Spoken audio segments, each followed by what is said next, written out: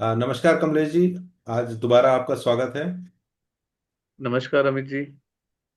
हमारी जो सीरीज चल रही है इनकम टैक्स नोटिस के अगेंस्ट, वो उसी के आगे फर्दर हम लोग आगे का आज का हमारा ये यूट्यूब है।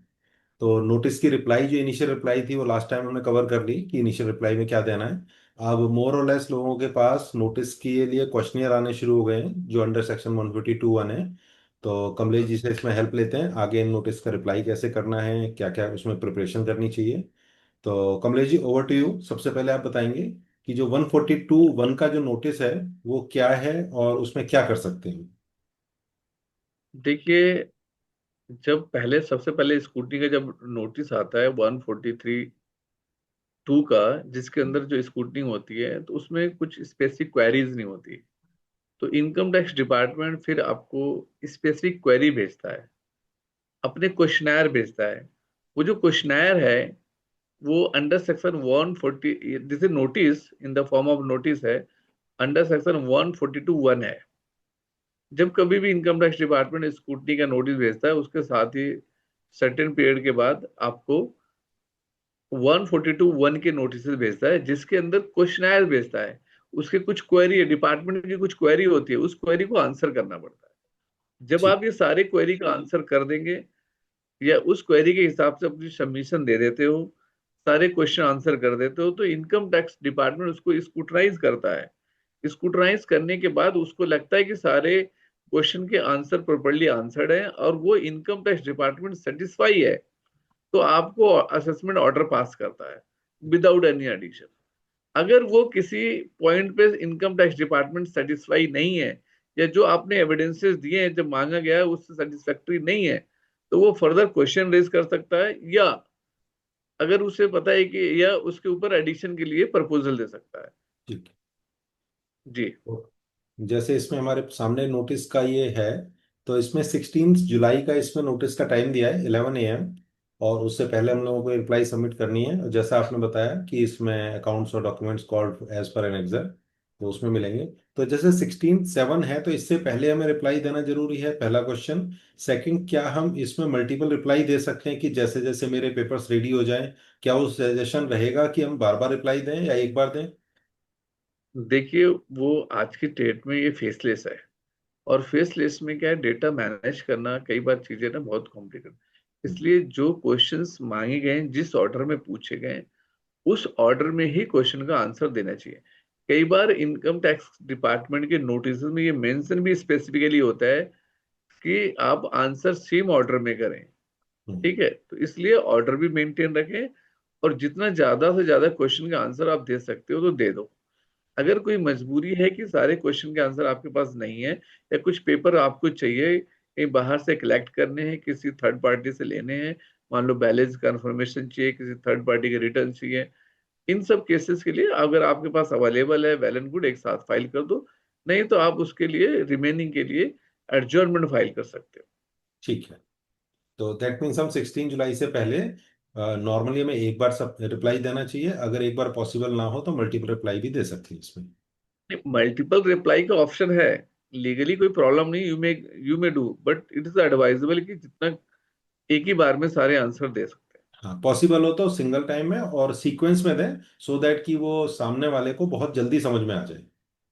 जी जी। ठीक है। तो क्वेश्चनर पे चलते हैं इसके आगे। तो जैसे हमारे केस में ये वाला नोटिस है, इसका ये क्वेश्चनर आया हुआ है। तो जी, इसमें जैसे इन्होंने मांगी है चीजें, डॉक्यूमेंट इन्फॉर्मेशन वगैरह, तो इसके लिए थोड़ा सा एडवाइस कीजिए। देखिए, हमेशा जब भी 143 142 के नोटिस आएंगे, मोस्ट ऑफ द थिंग्स पहला क्वेश्चन एक ही होता है, नेचर ऑफ एक्टिविटी। मतलब ठीक। जिस एसएससी को नोटिस आया है, इनकम टैक्स डिपार्टमेंट में जानना चाहता है कि आप करते क्या हो, आपका नेचर ऑफ बिजनेस क्या है, आपका इनकम सोर्स क्या है। ठीक इसलिए है। नेचर ऑफ एक्टिविटी पूछता है कि आप ना क्या काम का क्या करते हो। आप सैलरीड एम्प्लॉई हो, आप रेंटल इनकम कमाते हो, आप income from other sources, interest है, डिविडेंड है, या सेल परचेज ऑफ शेयर है, प्रॉपर्टी से आती है, बिजनेस करते हो, प्रोफेशन करते हो, क्या करते हो, आपका सोर्स ऑफ इनकम क्या है, उसको ठीक। थोड़ा सा ब्रीफ में यहाँ पे एक्सप्लेन करना पड़ता है। ठीक है। और ये पर्टिकुलर ईयर का ही देना है, क्योंकि जैसे फाइनेंशियल ईयर 23-24 का है। हाँ, अगर इसके बाद नेचर ऑफ बिजनेस चेंज हो गया है तो मुझे 23-24 का ही रिप्लाई देना है। आपको इस स्पेसिफिक पीरियड का ही आंसर देना है। ठीक। अगर आपके 13/2000 फाइनेंशियल, जैसे इस नोटिस के हिसाब से फाइनेंशियल 2023-24 का नोटिस है, असेसमेंट 24-25 का है। इसका मतलब है आप 23-24 में क्या क्या बिजनेस करते थे। आप इसका बहुत आसान सा आंसर होता है, आप अपनी इनकम टैक्स रिटर्न निकालो, अपनी कंपटीशन निकालो, उसमें देखो कि क्या क्या सोर्स ऑफ इनकम है, उसको देख के आप अपने यहाँ पे नेचर एक्टिविटी डिफाइन कर दो। ठीक है। अब सेकंड क्वेश्चन इसमें है कि फर्निश कंप्यूटेशन ऑफ इनकम। अगर मेरी ऑलरेडी आईटीआर जा चुकी है और उसमें मेरे हिसाब से कोई चेंज नहीं है, तो क्या मैं सेम कंप्यूटेशन दोबारा भेज सकता हूँ? हाँ, देखो कंपटीशन तो कहीं जाता नहीं है, कंपटीशन अपने लिए बनाया जाता है। यस। इनकम टैक्स रिटर्न में डेटा जाता है, तो ये क्योंकि इनकम टैक्स रिटर्न के फॉर्म में डेटा का प्रेजेंटेशन का तरीका अलग है, उसी का समरी रूप में कंपटीशन बनाना अलग है, विच इज इजिली अंडरस्टैंडेबल। तो ये हम कंपटीशन हमने जब file at the filing of income tax return हमने बनाई होगी, बस इसकी कॉपी उनको दे दो ताकि वो चीजें मैच कर पाए।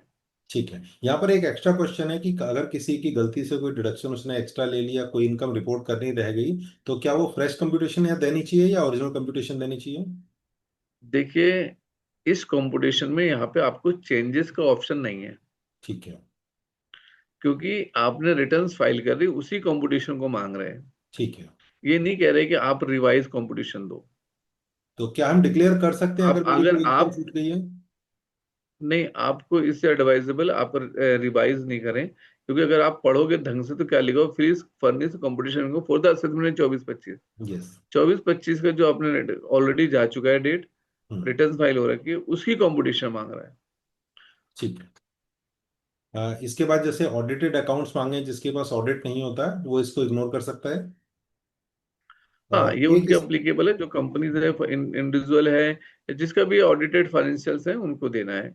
ठीक है। इसमें जैसे ऑर्डर पास अंडर 143(1) है, 24-25 असेसमेंट ईयर का, तो इसका यहाँ रीजन हाँ क्या है? सर, देखिए ऐसा है, 143(1) जो है, ये है आपको intimation of yes. The process of income. इसे समरी असेसमेंट भी बोलते हैं हम्म। आम भाषा में। एक्चुअली ये ऑर्डर जो है, it's kind of order, intimation को ऑर्डर बोल रहे हैं यहाँ पे।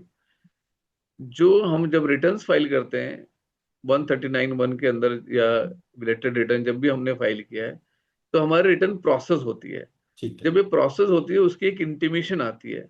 अगर आपने देखा हो, इंटीमेशन ऐसे आती है कि हमने रिटर्न में क्या क्या इनकम दिखाए हैं, यस। और इनकम टैक्स ने क्या क्या कंप्यूट किया है, तो वो कंपैरिजेटिव में आता है कि आप उससे वेरीफाई कर सकते हैं, कंपैरिजन कर सकते हो कहाँ पे डिफरेंस है। तो वो ऑर्डर की कॉपी वो इंटीमेशन ऑर्डर मांग रहा है। ठीक है। वो वो देखना साइट से चाहता है जस्ट कि डाउनलोड करके आप वो अटैच कर सकते हैं। आपकी ईमेल पे डिपार्टमेंट भेजता है, या इनकम टैक्स के पोर्टल पे लॉग इन करके आप डाउनलोड कर सकते हो। इससे ये पता चल जाता है कि इनकम टैक्स डिपार्टमेंट के अंदर उन्होंने ऑनलाइन प्रोसेस करते समय कोई डिसअलाउंसेस किया है, कोई ऑब्जर्वेशन है या नहीं है। ठीक। इसके बाद जो जी उन्होंने जी। मांगा है फॉर्म 26 एस, क्योंकि आजकल ये बहुत ज़्यादा कॉमन है, इसके बिना हम लोग आगे बढ़ नहीं सकते। तो फॉर्म 26 एस का जब रिकंसिलेशन मांगते हैं, तो रिकंसिलेशन को कोई पर्टिकुलर फॉर्मेट तो होता नहीं है, तो क्या इसे एक्सेल में या वर्ड में डाउनलोड करके उसके अंदर बना के दे सकते हैं? हाँ बिल्कुल, उसमें रिकंसिलिएशन का मतलब ये है कि 26 में जितने आपने, आप सीरियल नंबर बनाओ, पार्टी के नाम लिखो, टोटल अमाउंट कितना पेड की, कितना टीडीएस काटा है, दिस इज थिंग। अब ये जितना टीडीएस काटा है, मेरा जो इनकम टैक्स रिटर्न में मैं फाइल करता हूँ, ये सेम चीज वहां भी फाइल करता हूँ। उन दोनों को मैच करो। अगर कोई डिफरेंस है, कहीं ऐसा भी हो सकता है कि 26 ईयर्स में ज्यादा आ रहा है, बट मैंने इनकम टैक्स रिटर्न में कम डाला, तो डिफरेंस का रीजन बताना पड़ा हुआ है। ऐसा तो नहीं है कि ये 23-24 फाइनेंशियल इनकम नहीं थी, 24-25 की थी, तो हमने क्या कैरी फॉरवर्ड किया नहीं किया, वो रिकनसाइल करके देना है, डिफरेंस बताना ठीक है। है। कई बार इसमें क्या होता है व्यूअर को। कुछ, यस, यस। कई बार क्या होता है कि कोई ऐसा मेरे फॉर्म 26 ईयर्स में ऐसा टीडीएस आ गया जो मेरा है ही नहीं, कि वो गलती से आ गया।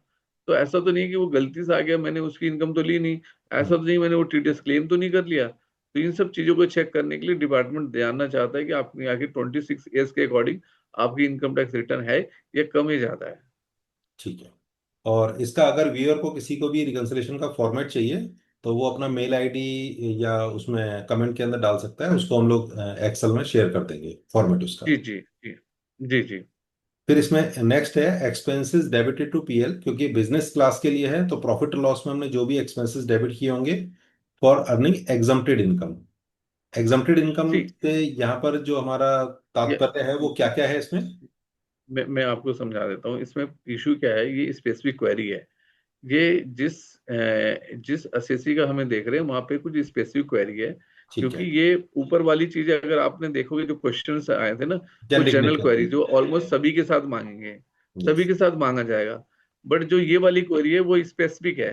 तो ठीक है। ये वेरी करेगी, हर एसएससी टू एसएससी वेरी करेगी।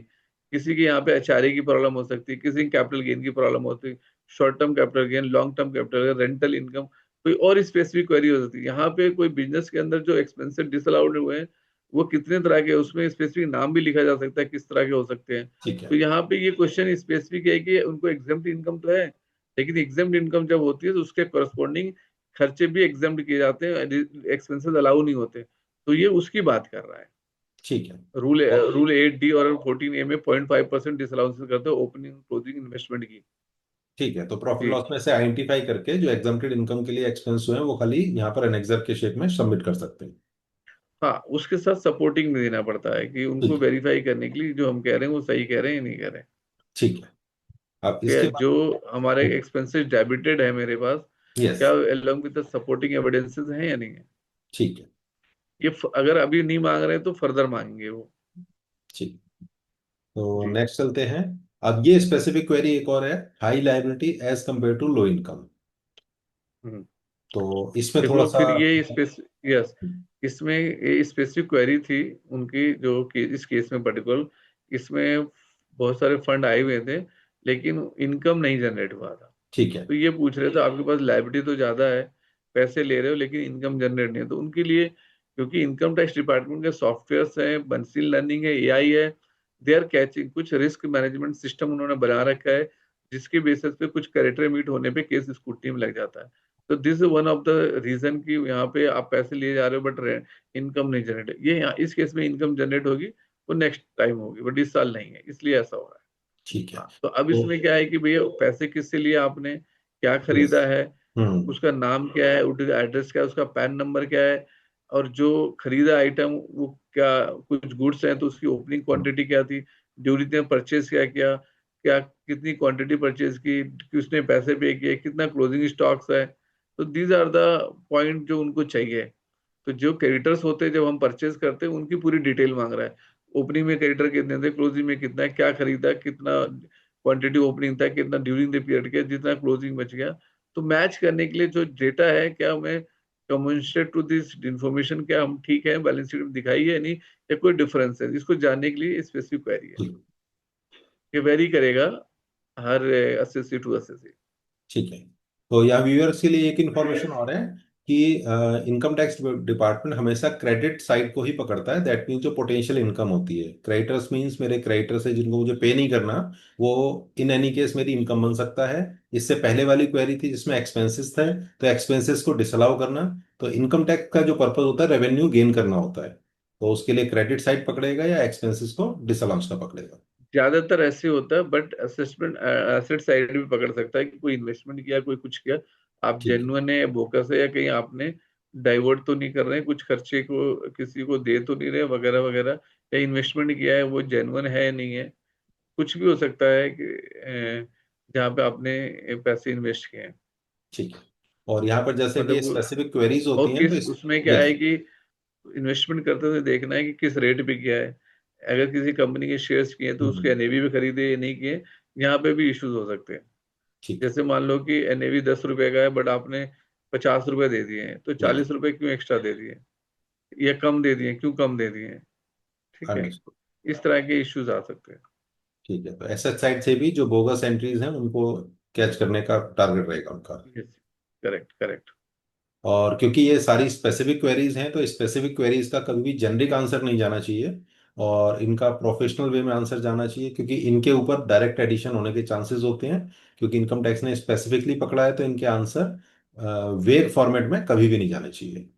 हाँ, ये क्योंकि ये इनकम टैक्स डिपार्टमेंट ने इसकी वजह से ही आपका केस खुला है स्कूटी में, अंडरस्टूड। इसलिए वो स्पेसिफिक क्वेरी है।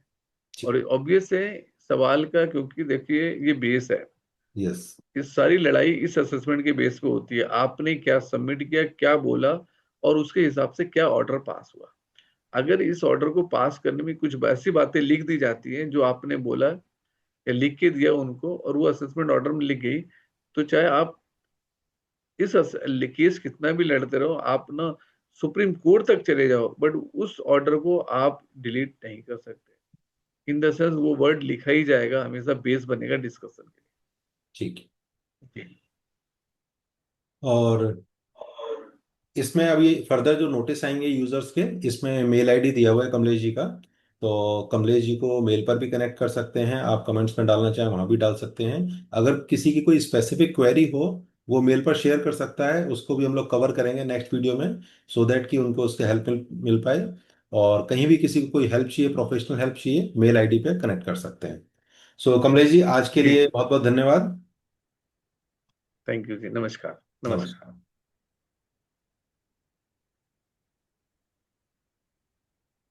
नमस्कार।